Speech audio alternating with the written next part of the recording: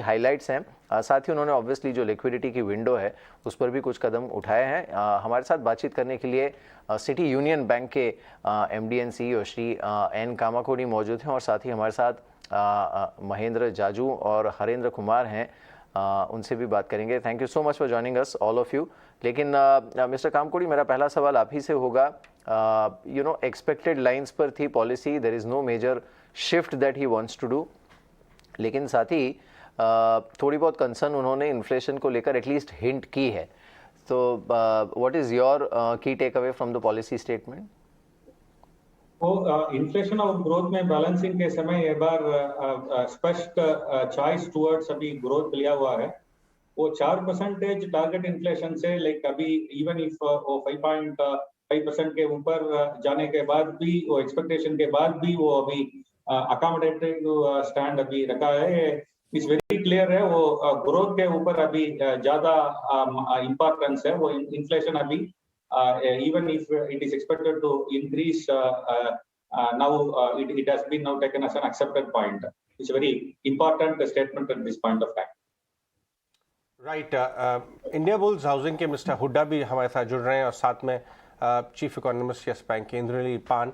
लेकिन मैं सबसे पहले हरिंदर कुमार के पास जाना चाहूँगा एक मार्केट पर्सपेक्टिव के लिए कि एज अ मार्केट पार्टिसिपेंट्स आज की कमेंट्री जो कि काफ़ी बहुत ज़्यादा मार्केट क्लोजली देख रहा था, फेड का स्टांस क्या है, उसको कैसे टेक इनटू अकाउंट करते हैं, किस तरह से ओमनिकॉन के जो राइजिंग फियर्स हैं उसको किस तरह से टेक इनटू अकाउंट करते हैं अपनी कमेंट्री में। हरिंदर, आपकी क्या राय बन रही है अब एज अ स्ट्रीट पार्टिसिपेंट और रिप्रेजेंटेटिव, आपको क्या व्यू बनता है आपका मार्केट पे?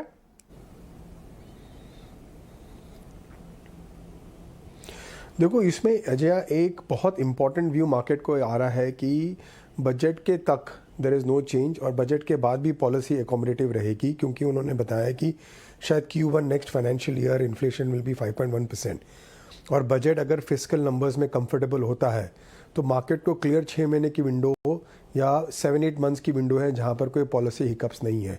तो ये बहुत वाइटल और इम्पॉर्टेंट पॉइंट है। सेकेंड बहुत इंपॉर्टेंट पॉइंट है कि लास्ट पॉलिसी में I think one of the MPC members ने एकोमोडेटिव स्टांस पर क्वेश्चन उठाया, आज उनका भी ओपिनियन टर्न हो गया है।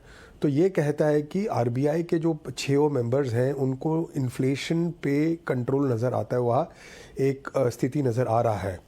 तो इससे क्या होता है कि cost of funding for corporates हो एक लेवल पे अगले 7-8 डेज में उन लोग व्यू ले सकते हैं, 7-8 मंथ्स के लिए। तो कोई डिसरप्शन नहीं है मार्केट के लिए। जो भी लेवरेज ट्रेड है, जो भी बीटा ट्रेड है मार्केट में, वहाँ पर फिर रिज्यूम करेगा। शायद मार्केट को ये एक सेंस आ चुका था, तभी एक रिबाउंड आपको नज़र आ रहा है। तो ये एक पॉइंट लोकली हो गया। ग्लोबली अगर आप देखेंगे, वर्ल्ड अभी 2 पार्ट में डिवाइड हो गया है। एक है डेवलप मार्केट इन्फ्लेशन विच है यूरोप, US, जहाँ पे लेबर लेड है, एक वो चल रहा है। बट एशिया की स्थिति बहुत अच्छी है। साउथ कोरिया हो, इंडिया हो या कोई भी अदर इमर्जिंग मार्केट है, इन्फ्लेशन वहाँ पर कंट्रोल है क्योंकि सप्लाई शॉक्स कम रहे हैं यहाँ पर। और ये मार्केट कैप्चर कर रहा है इमर्जिंग मार्केट फ्लोस की तरह से। तो मेरे हिसाब से ये ट्रेंड अभी स्ट्रांग होगा दोनों फैक्टर को लेके। तो मार्केट बुल मार्केट रिजम्पशन हो चुका है फिर वापस, सो ट्रेंड्स पकड़ में आ जाएंगे। So I think up to budget market should be strong. Alright, तो मार्केट लुक स्ट्रांग यहाँ से। और रिएक्शन ले लेते हैं। हमारे साथ बड़ा पैनल है, हमारे साथ इंद्रनील पन भी हैं, चीफ इकोनॉमिस्ट यस बैंक से। कैसे लगता है आपको मिस्टर इंद्रनील, आपका फर्स्ट रिएक्शन क्या होगा? क्योंकि बहुत हद तक एंटिसिपेटेड था कि किस तरह के बदलाव नहीं होंगे और अकोमोडेटिव स्टांस ही होगा। What is your first reaction on it? जरूर यही एंटिसिपेटेड था कि कुछ कर नहीं पाएंगे RBI ये पॉलिसी में। और फॉरवर्ड गाइडेंस भी जो दिए हैं RBI ने and the governor clearly indicated अपना स्पीच खत्म होने के जस्ट पहले कि the RBI will need to be alert, stay agile, they have to be patient. और एक बात बताना चाहूंगा कि RBI का focus, as some of your other guests also pointed out, growth के तरफ है, इन्फ्लेशन के तरफ इमीडिएटली नहीं है। इन्फ्लेशन को लेके RBI कॉन्फिडेंट है कि इन्फ्लेशन थोड़ा थोड़ा करके ग्लाइड पाथ से नीचे आएगा, क्योंकि वेजिटेबल्स प्राइस जो लास्ट 2 महीना ऊपर दिख रहे थे, वो उम्मीद है कि वो नीचे आ जाएंगे इन द सेंस वो रबी क्रॉप आएंगे तो वो सप्लाईज बढ़ेंगे वेजिटेबल का, वो नीचे आ जाएंगे। ग्लोबली फूड प्राइसेस काफी स्ट्रांग है, लेकिन वो फूड प्राइसेस स्ट्रांग है सीरियल्स में। व्हीट क्रॉप अफेक्टेड हुआ है, लेकिन डोमेस्टिकली काफी सप्लाईज है फूड कॉर्पोरेशन ऑफ इंडिया के पास, इसीलिए वो रिस्क ज्यादा अभी तक दिख नहीं रहा है फूड सप्लाईज के तरफ। दूसरी एक बात है इन्फ्लेशन के, ये ओमिक्रॉन की वजह से क्या डिस्ट्रप्शन होता है इकोनॉमी में वो देखना पड़ेगा, क्योंकि हम थोड़ा थोड़ा देख रहे थे कि गुड्स इन्फ्लेशन से शिफ्ट हो रहा था toward services inflation as the economy was opening up and as people were more confident of using services। तो उसके ऊपर क्या असर होगा ओमिक्रॉन का वो भी देखना पड़ेगा। ग्रोथ में हालांकि 8.4% ग्रोथ आया है, लेकिन ग्रोथ बहुत इनइक्विटेबल है। Lower segment of the income strata अभी भी स्ट्रगल कर रहे हैं। जितना स्पेंडिंग हो रहा है वो फेस्टिव डिमांड और sort of pent up demand upper segments of the society spend कर रहे हैं, तो वो भी एक नजर में रखना पड़ेगा आरबीआई का पॉलिसी फॉर्मुलेशन के लिए। जी, इस बीच चलिए हमारे साथ अश्विनी कुमार हुडा जी भी हैं, इंडिया बुल्स हाउसिंग के। Sir, morning to you. आपने कमेंट्री सुनी होगी, at least you know the relief is that इनका फोकस जैसे कई बार हो जाता है सेंट्रल बैंकर्स का कि वो एक ही दिशा में अगर इन्फ्लेशन टारगेट करने के पीछे जाते हैं तो वहीं पर जाते हैं। अभी भी जो कमेंट्री है वो काफ़ी सूदिंग है, ग्रोथ फ्रेंडली है। तो what is your key take away from his comments? So clearly government की पॉलिसी अकोमोडेटिव है, आरबीआई की पॉलिसी भी उसी डायरेक्शन में रही है। पिछले कोविड से पहले 5-6 साल काफी हाई रियल इंटरेस्ट रेट रहे इंडिया में, जिससे ग्रोथ को काफी इम्पैक्ट हुआ। रियल एस्टेट सेगमेंट जहां हम काम करते हैं वहां काफी सबड्यूड रहा, काफी कमजोर माहौल रहा। तो क्लियरली कोई केपेक्स दिख नहीं रहा मार्केट में एट साइज और स्केल, और जब तक कोई केपेक्स नहीं आएगा मुझे नहीं लगता कि कोई इस अकोमोडेटिव स्टैंस को कोई चैलेंज है। इन्फ्लेशन एक हेडेक है, सप्लाई लेड कहते हैं। हमने देखा एफएमसीजी कंपनीज ने प्राइसेस बढ़ाई, टेलीकॉम कंपनीज ने प्राइस बढ़ाई। अपनी इंडस्ट्री की बात करूं तो बिल्डिंग कंस्ट्रक्शन मटेरियल्स में भी काफी इन्फ्लेशन देखने को मिल रही है। सो इन्फ्लेशन एक हेडेक है, बट कंट्री का बड़ा इंपेरेटिव जो है, जरूरत है, वो एक अकोमोडेटिव स्टैंस की है जो बरकरार रखा। दूसरा, ओमिक्रॉन का भी एक हैंगओवर है जो देखना पड़ेगा, और उसके चलते मुझे ऐसा लगता है कि ज्यादा डिसरप्शन नहीं होनी चाहिए और इन्फ्लेशन थोड़ी सी इंच अप होएगी। दैट्स व्हाइल गवर्नर ने मेंटेन किया है, आरबीआई ने, कि इन्फ्लेशन आल्सो टारगेटेड एट 5.3%। उसमें थोड़ा सा ऊपर आ सकती है, बिकॉज जो अर्ली रुझान आ रहे हैं ओमिक्रॉन के वो उतना डेंजरस नहीं है, तो उसके चलते इकोनॉमी स्ट्रांग रहेगी। बट आरबीआई का जो स्टैंस है, आई थिंक वो कंट्री के लिए बेस्ट स्टैंस है अभी, कि ग्रोथ की तरफ ध्यान दिया जाए। लॉन्ग टर्म इन्फ्लेशन कंट्रोल में दिखती है, 4 to 6% के विंडो में दिखती है। तो for real estate sector specially ये लो इंटरेस्ट रेट कुछ समय तक बरकरार रहेंगे, तो लोगों की अफोर्डेबिलिटी घर खरीदने की और रियल एस्टेट के जो डेवलपर्स इन्वेंट्री के साथ सेटल्ड थे, उनकी इन्वेंट्री मूव करेगी इस विंडो में। मुझे लगता है कि ये इंडस्ट्री काफी रोजगार, एम्प्लॉयमेंट भी देती है, तो उसके चलते देश को फायदा होगा। तो काफी पॉजिटिव आरबीआई पॉलिसी रही है ये। मिस्टर हुड्डा, अभी एक industry perspective as a company also बताइए कि अभी आपका एवरेज कॉस्ट ऑफ बोरिंग क्या बैठ रहा है, और नेक्स्ट 12 मंथ्स में आपने क्या पेंसिल इन किया हुआ है आपका एवरेज कॉस्ट ऑफ बोरिंग जो रहेगा? Average cost of borrowing NBFCs की लैग के साथ नीचे आती है, तो हमारी अभी इंक्रीमेंटली हम 7.25%, 7.25% से 7.5% के बीच में बोरो कर रहे हैं इंक्रीमेंटली। जो अभी भी मार्केट से अगर बोरो करो, बॉन्ड मार्केट में रेट्स कम है, पर वहाँ लिक्विडिटी नहीं है इतनी AA रेटेड NBFCs के लिए।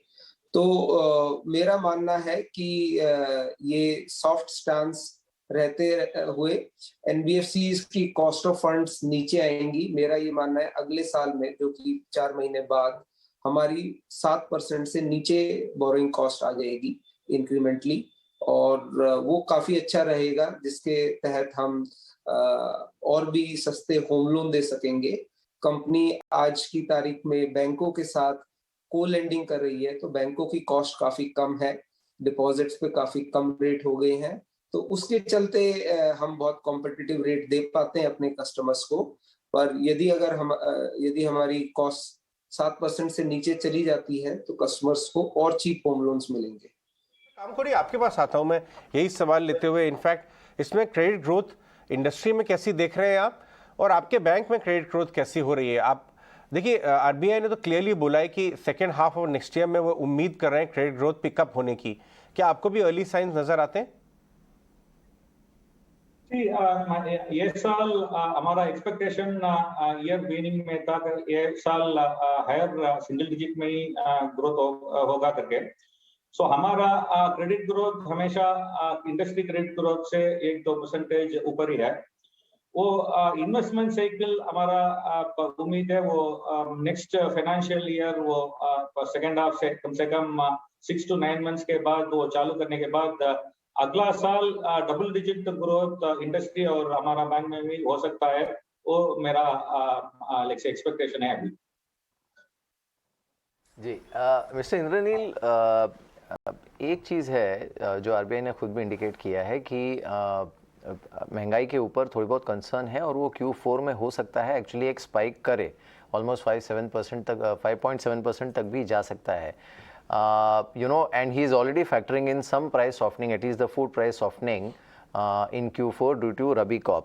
अगर ये नहीं होता है और इन्फ्लेशनरी एक्सपेक्टेशन थोड़ी आउट ऑफ लाइन हो जाती है, तो क्या ये संभावना है कि नेक्स्ट फाइनेंशियल ईयर के Q1 तक एटलीस्ट जो अकोमोडेटिव स्टांस है उसे RBI चेंज करने का मन बनाए? एक्चुअली ये इन्फ्लेशन एक्सपेक्टेशंस मॉडल जो एडेप्टिव होते हैं to inflation of the current, वो देखना पड़ेगा।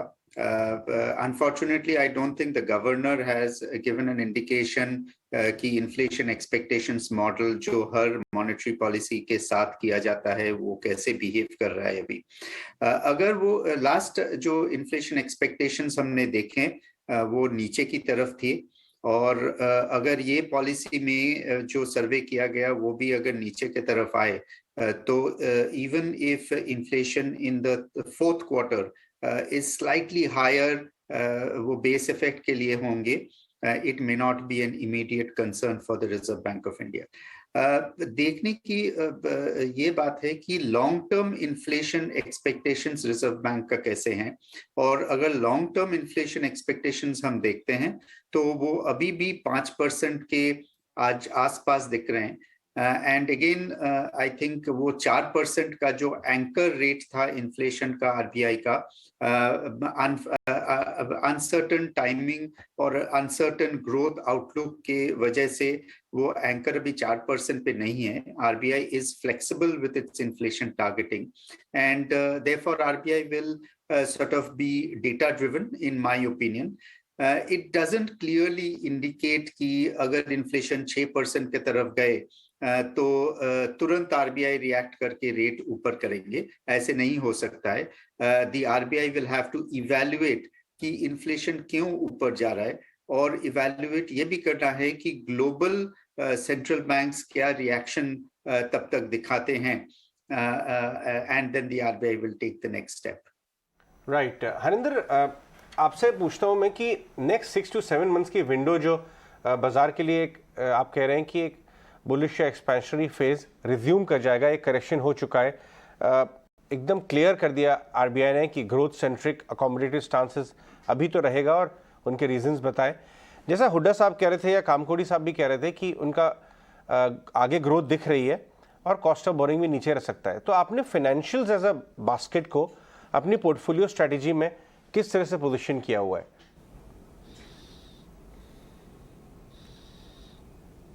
करेक्ट। अगर आप देखेंगे फाइनेंशियल्स जैसा जो सेक्टर है काफ़ी अंडर परफॉर्म कर रहा है मार्केट को।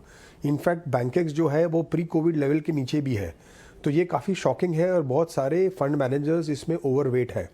तो इसमें फ़िलहाल सिर्फ 2 ही स्टॉक जो हैं जो आउट परफॉर्म कर रहे हैं ब्रॉड इंडाइसेस को, एक है SBI और दूसरा है ICICI बैंक, और दूसरे जो बेलवेदर्स हैं जैसे कोटक बैंक हो या HDFC बैंक वो काफ़ी अंडर परफॉर्म कर रहे हैं। फ़िलहाल ये सिचुएशन शायद रिस्क है फिनटेक का या ग्रोथ का, क्रेडिट का, पीपॉप का, जो भी हो सकता है, बट ये कंसर्न्स वे हो रहे हैं। तो फिलहाल अभी सिर्फ 2 ही आउटलायर प्लेज है बैंकेक्स में, वो है एक SBI और एक ICICI बैंक। और दूसरा है कि क्योंकि एकोमोडेटिव स्टांस रहा है, मे बी PSU में एक ट्रेडिंग रैली अगले 6 से 7 महीने आ सकता है। तो ये हमारी एक पोर्टफोलियो स्ट्रैटेजी फाइनेंशियल्स की रहेगी। बट फाइनेंशियल लिंक्ड जो है, जो क्रेडिट से साइकिल या इंटरेस्ट रेट से लिंक्ड है, वो है एक अपनी प्रॉपर्टी सेगमेंट। तो अगर आप कहेंगे जो रियल एस्टेट है उसमें वॉल्यूम अपटिक अच्छा चल रहा है, जैसे ब्रिगेड, ग्रोजेट प्रॉपर्टीज़ या शोभा जो भी हैं, अलॉन्ग विद जो IT सेक्टर की में एक रिवाइवल आ रही है, तो उसको एक फर्दर इम्पटस मिल गया है। तो रियल एस्टेट एंड फाइनेंशियल्स अगर आप देखेंगे तो ये वाली जो बास्केट आप interest rate policy linked sectors आप जो कह सकते हैं, ये काफ़ी उनका आउटलुक अभी बेटर हो गया अगले से 6 या 7 महीने में। राइट। साथ ही हमारे साथ महेंद्र जाजू भी हैं। मिस्टर जाजू, आपका रिएक्शन भी जानना चाहेंगे, क्योंकि अगर मिस्टर गवर्नर ये कहते हैं कि हम ग्रोथ को लेकर, उन्होंने ग्रोथ का भले ही टारगेट थोड़ा सा घटाया हो, लेकिन वो महंगाई दर के लक्ष्य पर कायम है, तो क्या लगता है कि किसी तरह के स्ट्रॉन्ग स्टेप्स क्या आगे की पॉलिसीज में वो ले सकते हैं? आपका first reaction post this policy?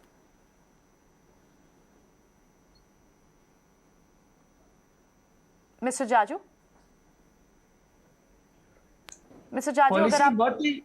Policy बहुत ही प्लेजेंटली सरप्राइजिंग है। तो जैसा मनी मार्केट में लोगों को एक अप्रीहेंशन था कि शायद कुछ टेक्निकल करेक्शन करे, बट गवर्नर ने जैसा बताया कि इकोनॉमी को अभी भी सपोर्ट की जरूरत है और डोमेस्टिक फैक्टर्स हमारे स्ट्रांग है। सो उन्होंने अभी के लिए पॉलिसी रेट्स को अनचेंज रखा। सो डेफिनेटली पॉजिटिव न्यूज है मार्केट के लिए और डोमेस्टिक इकोनॉमी के लिए। और उन्होंने साथ साथ में एक थोड़ा सा ओपन एंडेड रख दिया, जब उन्होंने बार बार कहा कि भाई ग्लोबल मार्केट्स में जो इवेंट्स है जैसे फेड का है, तो उसका स्पिल ओवर कभी न कभी इंडियन इकोनॉमी पे आ सकता है। तो we have to be on the vigil. So I think अभी के लिए पॉलिसी बहुत पॉजिटिव है और सपोर्टिव है, लेकिन थोड़ा सा एक गाइडेंस कंफ्यूजिंग थोड़ा सा है और थोड़ा सा ओपन एंडेड है। सो आई थिंक मार्केट में, डेट मार्केट में थोड़ा सा अनसर्टेनिटी का माहौल शायद बना रहेगा और उसके बाद जब प्रेस कॉन्फ्रेंस होगी तो उसमें शायद और अच्छा डायरेक्शन मिलेगा और क्लैरिटी आएगी। ऑलराइट। इस पूरे बड़े इवेंट के बाद, पॉलिसी के बाद, हमने देखा कि जिस तरह के बाजार में हम देख रहे थे कि वहाँ एक चीयर का माहौल था, तेज़ी थी, वो सस्टेन्ड है। अभी मार्केट्स आप देखें तो 17,400 के पास निफ्टी और बैंक निफ्टी में पॉलिसी के बाद कुछ पॉइंट्स का अपमूव जरूर आया, लेकिन फिलहाल तेज़ी बरकरार है। थोड़ा सा ऊपर से जरूर करेक्ट हुआ, लेकिन बैंक सर्टनली एंटिसिपेशन जिस तरह की थी कि किसी तरह का चेंज नहीं होगा पॉलिसी रेट्स में, उसको देखते हुए बाजार इस वक्त चीयर कर रहा है आज क्लियरली। राइट। इनफैक्ट थोड़ा एक इंडस्ट्री का व्यू लेते हैं। मिस्टर हुड्डा, जो आपका क्रेडिट आउटलुक, जो ऑफटेक हो रहा है, अगर आप कुछ इंटरनल्स शेयर कर सकें, किस तरह के कंज्यूमर्स इस समय ज़्यादा डिमांड दिखा रहे हैं और कौन से cities, is it urban areas या नॉन अर्बन एरियाज में ज़्यादा डिमांड आ रही है? यही सवाल मैं मिस्टर कामकोड़ी से भी पूछना चाहूँगा eventually, so that we can understand कि कंज्यूमर सेंटिमेंट ऑन ग्राउंड किस तरह का है क्रेडिट ऑफटेक का। तो कंज्यूमर सेंटिमेंट फॉर वंस सारे सेगमेंट पार्टिसिपेट कर रहे हैं। हिस्टोरिकली अगर मैं पिछले 8-10 साल की बात करूं तो अफोर्डेबल हाउसिंग डोमिनेट करता था। पिछले अक्टूबर ऑनवर्ड्स प्रीमियम और लग्जरी हाउसिंग भी काफी अच्छे से बिक रहे हैं। तो काफी अच्छा मोमेंटम है। मुझे लगता है कि जहां रेडी, नियर रेडी प्रोजेक्ट्स हैं, वहां रेडी प्रोजेक्ट्स में तो ऑलमोस्ट इन्वेंट्री 0 के बराबर हो गई है और नियर रेडी भी काफी अच्छे से बिक रहे हैं।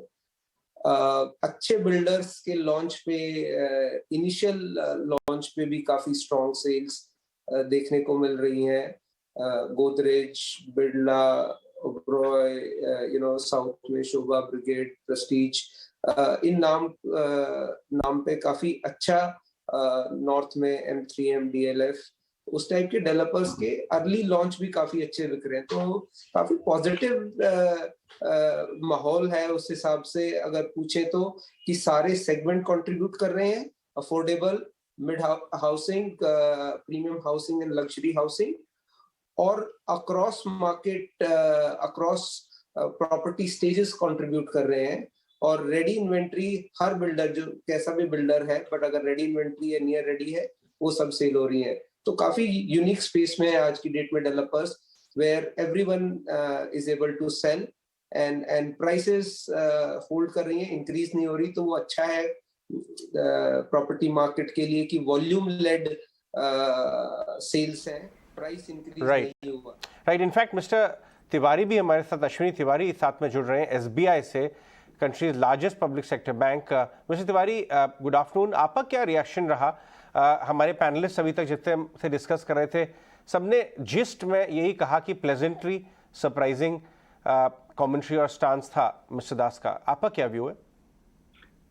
हम लोग सरप्राइज नहीं है, हमारे हिसाब से जो एक्सपेक्टेड था पॉलिसी वैसी ही रही है, वो कंटिन्यूटी रही है पॉलिसी में। रेट इंक्रीज की हम लोग शुरू से बात कर रहे हैं कि अभी रेट इंक्रीज का टाइम नहीं आया है, और लिक्विडिटी को नॉर्मलाइज गवर्नर खुद ही कह रहे हैं, वो कर ही रहे हैं उसको। तो जब तक रिकवरी पूरी तरह से सस्टेनेबल ना हो, और ऐसे में लास्ट में ये ओमिक्रॉन का आ जाना तो अनसर्टेनिटी को बढ़ा दे रहा है। तो हमारी व्यू यही थी शुरू से कि इसमें कोई चेंज होने वाला नहीं है, और वही दिख रहा है। उन्होंने ये अनाउंस जरूर किया है कि लिक्विडिटी को नॉर्मलाइज करने के लिए 28 दिन के VRR पे भी थोड़ा फोकस करेंगे, 14 दिन वाले की तो लिमिट और बढ़ा दी है। तो इस सबसे धीरे धीरे लिक्विडिटी कम होगी। अगर आप देखें तो पिछले एक महीने में, नवंबर से दिसंबर में, करीब 80,000 करोड़ की लिक्विडिटी कम हुई है जो रहती थी। तो ओवरऑल जो है वो ट्रेंड एक सस्टेनेबल है और कंटिन्यूटी की तरफ है। तो हमें कोई सरप्राइज नहीं है, मतलब प्लेजेंट सरप्राइज सिर्फ अगर आप बोलना चाहें तो यही कह सकते हैं कि हाँ, कंटिन्यूटी बनी हुई है, but we were expecting this. ये जो FY22 का ग्रोथ रेट 9.5% पे रखा है, इस पर क्या आपका व्यू है? बिकॉज SBI क्लियरली का तो पल्स पूरी कंट्री की ग्रोथ पे बहुत अच्छा क्लोज होता है। आपका क्या व्यू है इस पे? गवर्नर कंजर्वेटिव हैं, और जैसा कि सेंट्रल बैंक को होना चाहिए।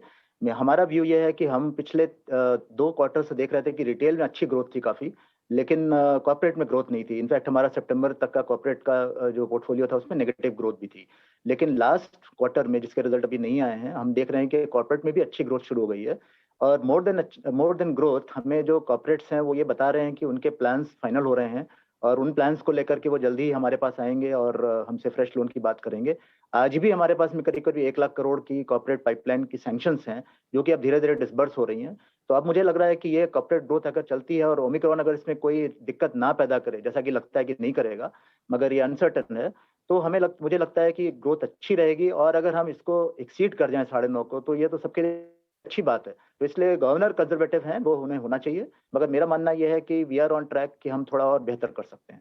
राइट, मिस्टर तिवारी, बिल्कुल एक्सपेक्टेड यही था कि अकोमोडेटिव स्टांस ही रहेगा, लेकिन आपको लगता है कि शायद आगे इन्फ्लेशन को टेम करने के लिए आगे स्टेप्स लिए जा सकते हैं टाइटनिंग के? गवर्नर ने कभी इसको मना नहीं किया, क्योंकि ये जो नॉर्मलाइजेशन प्रोसेस है ये तो अभी चली रही है, और अभी ये पूरी खत्म नहीं हुई है। और अगर आगे ये इन्फ्लेशन बना रहता है, 5.3 तो उन्होंने खुद ही बोला है कि Q4 में रहेगा। उन्होंने ये भी बताया कि जैसे पेट्रोल के दाम कम किए गए, उससे कुछ फर्क पड़ा है, जो कि थोड़ा लैग के साथ आता है, तो थोड़ा उसका भी इम्पैक्ट दिखेगा। और आगे चल करके जैसे सप्लाई साइड के इश्यूज रिजॉल्व होंगे, और वर्ल्ड इकोनॉमी में भी, इंडिया में भी इंपोर्ट की कॉस्ट कुछ जगह बढ़ी हुई है, और तेल की कीमत अगर बनी रहेगी, तो इन्फ्लेशन पे कुछ कंट्रोल आ सकता है। टिपिकली हमने ये भी देखा है कि विंटर मंथ्स में जब एग्रीकल्चर सप्लाईज बढ़ती हैं, तो फूड इन्फ्लेशन थोड़ा सा और इम्प्रूव होता है। तो कुल मिलाकर के इन्फ्लेशन भी अनसर्टन है, और गवर्नर अभी भी, हालांकि आज उन्होंने ट्रांजिटरी शब्द का इस्तेमाल नहीं किया, मगर उनका मानना यही कि इन्फ्लेशन एक लिमिट के बाहर नहीं जाएगा। मगर अगर ऐसा होता है कि इन्फ्लेशन ज्यादा तेजी से बढ़ता है, तो गवर्नर ने कहा कि वो डेटा ड्रिवन बनाएंगे पॉलिसी को, और जरूरत पड़ेगी तो रेट्स के बारे में भी सोच सकते हैं। अभी उसकी जरूरत दिख नहीं रही। मिस्टर तिवारी, आपने एक बहुत ही इंटरेस्टिंग डेटा शेयर किया। 1 लाख करोड़ के लोन्स का सैंक्शन आपके पास पड़े हुए हैं, डिसबर्स होना बाकी है। तो आपको आउटलुक क्रेडिट ऑफटेक का कैसा नजर आ रहा है? मिस्टर दास तो बोल रहे हैं कि सेकेंड हाफ से ऑफटेक पूरा पिकअप होना चाहिए, तो आपका व्यू बहुत इंपॉर्टेंट रहेगा उसमें। जी, तो जैसा मैंने बताया कि हमारी जो पर्सनल लोन एडवांसेस हैं, जिसमें हाउसिंग लोन है, पर्सनल लोन है, ये सब तो बहुत अच्छा कर ही रहे थे थ्रू आउट द ईयर। हमारी कॉर्पोरेट लोन ग्रोथ जो है वो Q3 में पिकअप करना शुरू हुआ है और हम पॉजिटिव हो गए। जो अभी तक Q2 तक, सितंबर तक नेगेटिव थे कॉर्पोरेट ग्रोथ में, हम ऑलरेडी पॉजिटिव हो चुके हैं। ये जो सैंक्शन पाइपलाइन आप देख रहे हैं, ये सारी की सारी ऐसा नहीं कि बहुत पुरानी है, ये over the period of time है। और अब इसमें सब में डिसबर्समेंट धीरे-धीरे शुरू हो रहा है, क्योंकि प्रोजेक्ट में डिसबर्स होने में सैंक्शन के बाद थोड़ा समय लगता है। तो हमारा मानना यही है कि ये Q4 हमारे लिए और Q1 अगले साल का काफी अच्छा रहेगा, न सिर्फ हमारे लिए, पूरी इंडस्ट्री के लिए, पूरे बैंकिंग सेक्टर के लिए। और लोन ग्रोथ आप कॉर्पोरेट साइड में भी काफी तेजी से देखेंगे। तो एक्सपोर्ट ग्रोथ तो काफी अच्छी हो रही है और उसमें हमारा लोन ग्रोथ भी हमारी अच्छी हो रही है, लेकिन जो बाकी डोमेस्टिक कॉर्पोरेट ग्रोथ है वो अब पिकअप करना शुरू करेगी। Right, all right mister Tiwari, बहुत बहुत धन्यवाद। काफ़ी इंटरेस्टिंग इनपुट्स आपने दिए। इनफैक्ट हमारे सारे पैनलिस्ट मिस्टर इंद्रनील पान, मिस्टर कामकोड़ी, हमारे साथ मिस्टर हुड्डा भी थे, and mister Jaju, and of course market tech के लिए Harendra Kumar. Gentleman, all of you, बहुत बहुत धन्यवाद ET Now स्वदेश पे हमारे साथ जुड़ने के लिए और एक्सप्लेन करने के लिए हमारे व्यूअर्स के लिए कि कैसे एनालाइज करें इस बार की पॉलिसी को। प्रियंका, मेरी तरफ से बहुत बहुत धन्यवाद। देखते रहिए ET Now स्वदेश, न्यूज़ और अपडेट्स का सिलसिला जारी रहेगा। Thank you.